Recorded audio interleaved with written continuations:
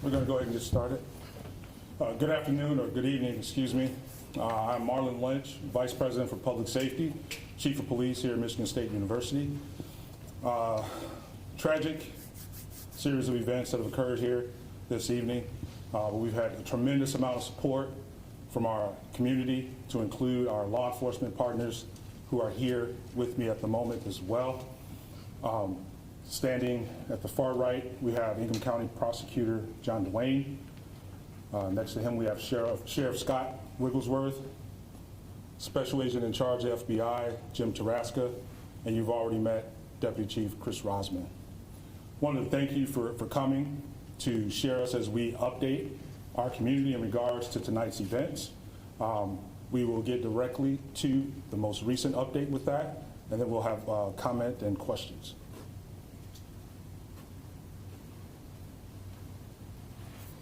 Thank you, Chief. Again, Chris Rosman, Deputy Chief with Michigan State University Police and Public Safety. So we start tonight by sharing an important update, and that update is the suspect in this incident was located outside of the MSU campus, and it does appear that that suspect has died from a self-inflicted gunshot wound. It is confirmed that he is deceased. This truly has been a nightmare that we are living tonight, but we have remained laser focused on the safety of our campus, our students, and the surrounding community. We are relieved to no longer have an active threat on campus, while we realize that there is so much healing that will need to take place after this. Again, to reiterate the update, there is no longer a threat to campus. We believe there to only be one shooter in this incident, and there is no longer a need to shelter in place on campus. There is no longer a threat on campus. We are sad to report that there have been 3 confirmed fatalities. This is in addition to the 5 victims who were injured and transported to the hospital. Some of those 5 victims still have life-threatening injuries. Out of respect for the families, and while we continue our active investigation, we cannot confirm any personal information about any of the victims at this time. Again, we want to reiterate to everybody that we know there is a lot of information that's being shared on social media and being said on the scanner. Please continue to get your information from us. We are committed to sharing timely and transparent information. Our hearts are with those who have been affected by this senseless act of violence.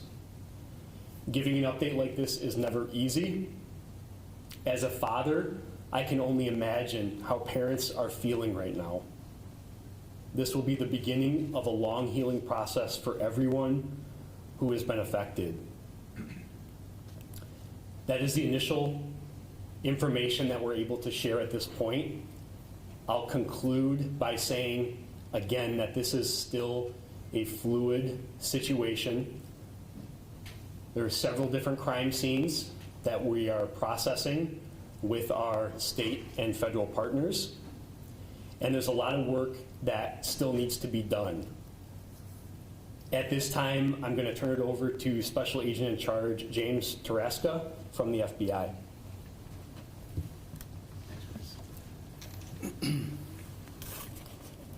Good evening. I'm Jim Taraska, Special Agent in Charge of the FBI in Michigan. Our hearts go out to the victims, their families, and the entire community. I'd like to thank Chief Lynch for your leadership tonight and your partnership. This evening, FBI agents and our response teams joined our law enforcement partners to assist in investigating this horrific incident. We will continue to investigate till we are sure no further threat is posed to the public, which at this point we're pretty clear it's not. Additionally, we will provide victim services to all students impacted by this incident. We're asking the public, in addition to the other numbers provided to call in for information, we have the 1-800 call FBI number. Please feel free to use that to call in any tips. This is an ongoing investigation. We'll continue investigating throughout the night and likely days. So with that, Chief, thank you.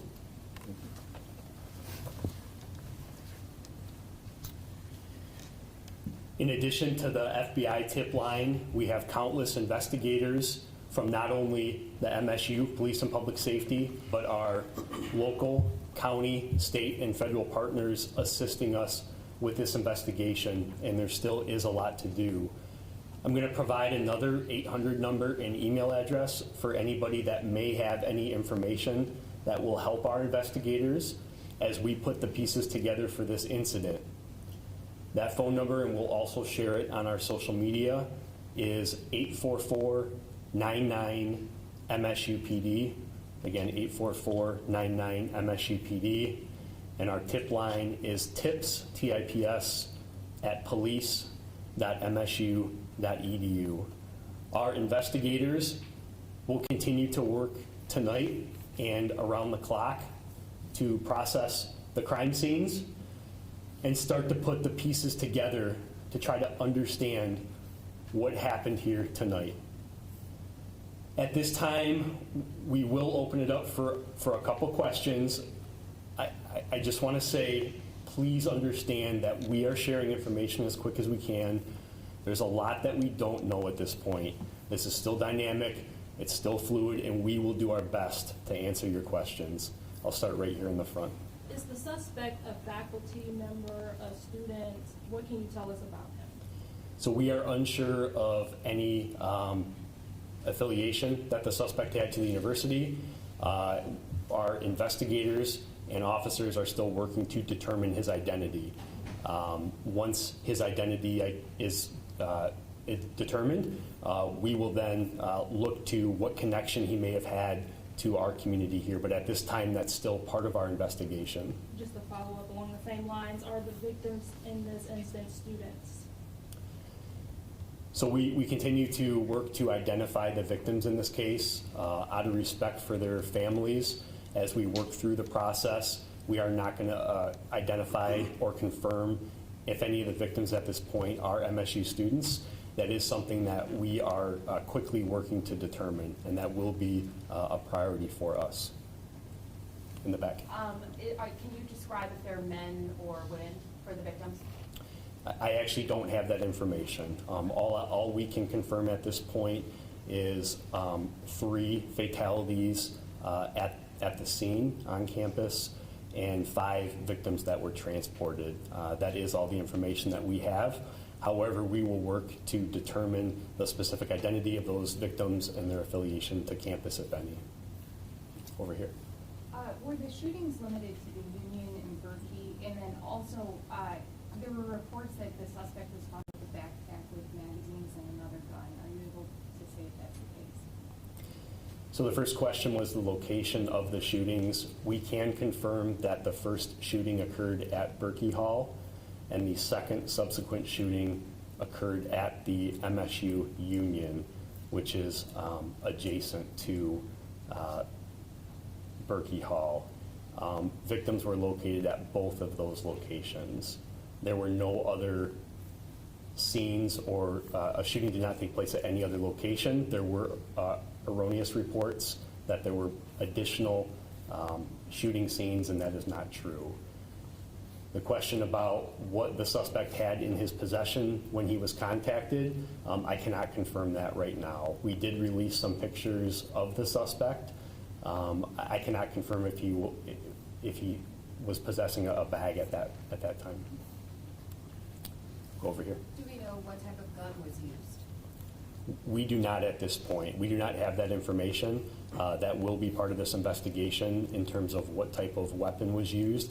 We do not have that information at this time. Our investigators are working. That's part of the investigation that we're putting the pieces together right now.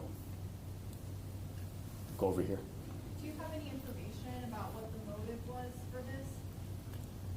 We have absolutely no information right now on what the motive is, and I can't even begin to imagine what that motive would be. That will obviously be part of our investigation. I know that that is going to be a question that lingers on everybody's mind. We will do our best to determine that, but at this time we have no idea. Right. How many law enforcement officers, agents assisted you in this entire incident? The initial response to the initial shooting was overwhelming.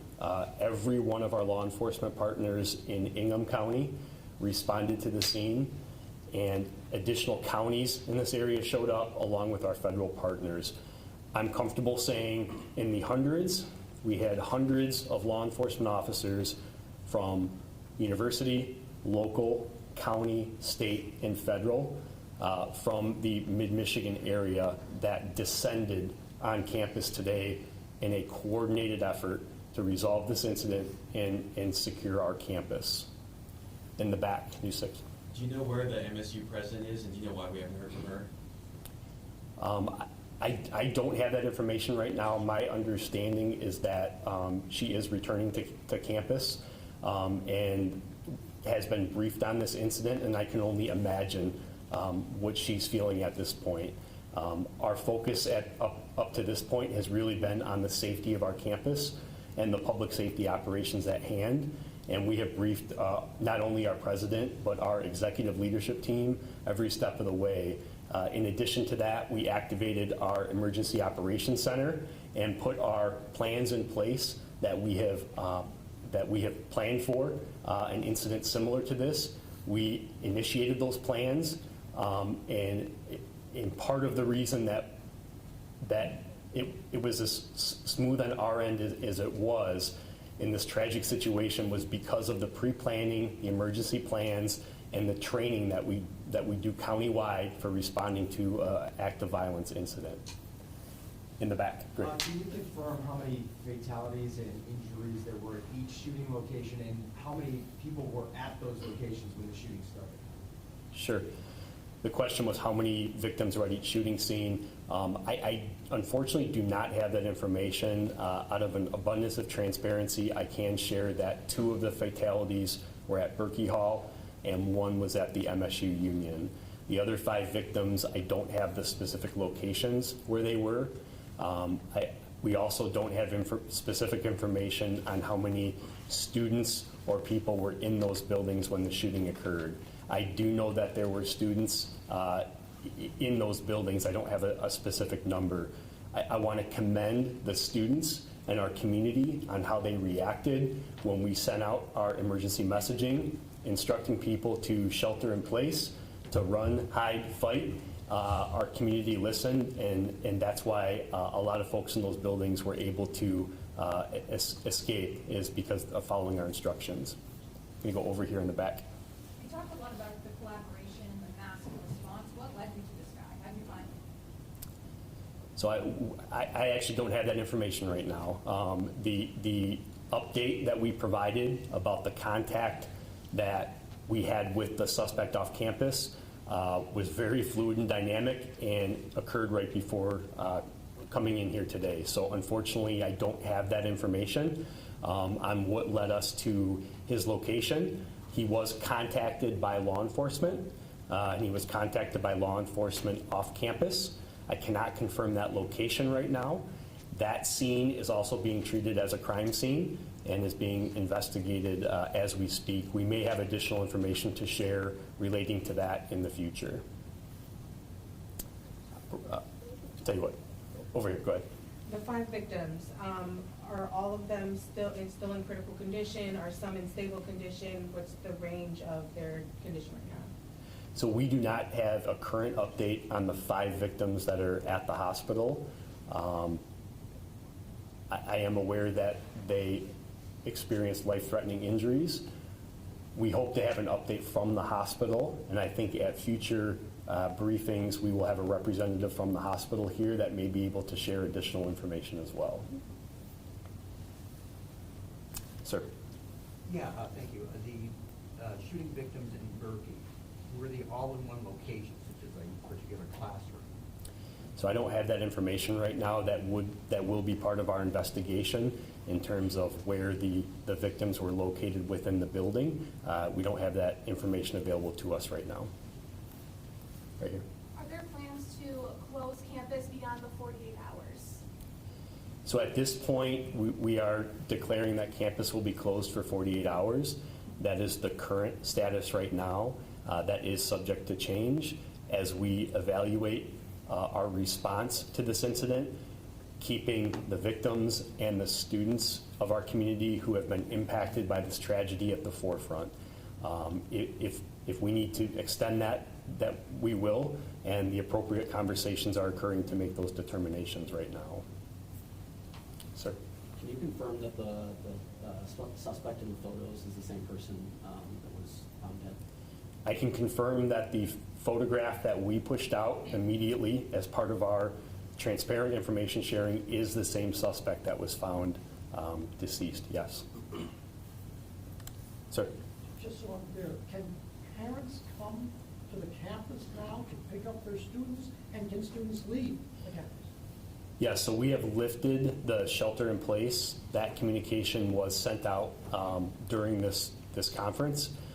Students are free to leave and go about their business. If they would like to be picked up, they may do that. We encourage any student that experienced any part of this incident that may be a witness to contact us. We have already been in touch with several of them, but if there are any students that witnessed any of the tragedy that occurred tonight, we would refer them to our tip line and email. We would like to have an investigator speak with them to understand what their experience was during this tragic incident. In the back. To your knowledge, was there anybody that confronted the shooter either at Berkey or the student union building? We do not have any information on whether anybody confronted the shooter at either one of those buildings, one way or the other. Part of the investigation, we will look at the sequence of events and what occurred at each building, and that's why we encourage any students or witnesses to come forward to help us piece the sequence of events together. Go ahead. Were any campus threats reported in the last few days or on social media? And then how did police find the suspect? Did he shoot himself prior to police interaction? So we have not received any threats to campus in the last several days or before this incident. We have not received any threats to our knowledge. Obviously, our state and federal partners are constantly monitoring different sources to provide information to us. And to my knowledge right now, we were not aware of a threat before this. What was the second part of your question? How did you all stop the suspect? Did he shoot himself before he made contact with you guys? So I don't have the particular details on the encounter that happened when law enforcement confronted the suspect off campus.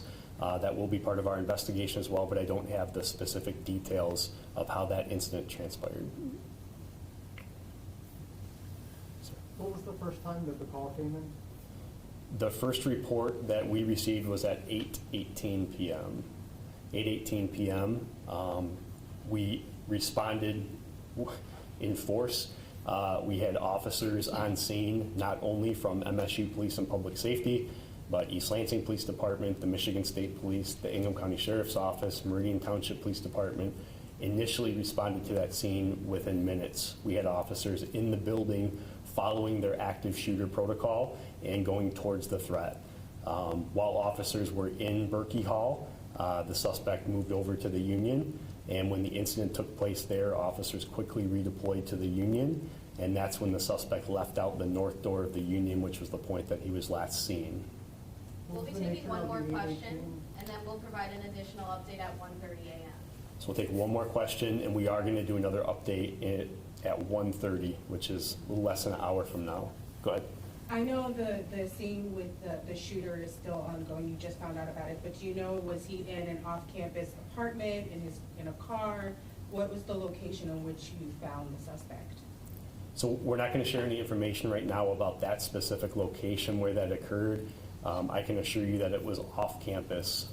It wasn't directly near campus at all. It was in an off-campus location. Because that scene is still active as well, we're not going to disclose that particular location right now. So again, we really do appreciate everyone. Go ahead. Yeah. I'm going to turn it back over to the Vice President, Chief. I just wanted to end it with this particular comment. We can't describe and appreciate the response that we have from our partners in our community. The number of police officers, emergency medical service, fire departments that showed up literally within minutes to support this effort, it's completely overwhelming with that. If you were on campus at the time, you saw it with that. They're still there, still clearing buildings. It's a very methodical process. We had the numbers to do it, and it's only because of the relationships that we have here locally and the ability to train and partner constantly, and the communication is always there.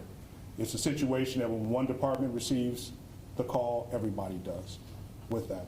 We're extremely grateful for our relationships. It would not have been as thorough and as expedient and as efficient that it has been to this point without those partnerships. I just wanted to take a moment to thank our partners with that, as well as our community for being responsive to the messaging that was sent to them this evening. Thank you, and we'll see you at 1:30.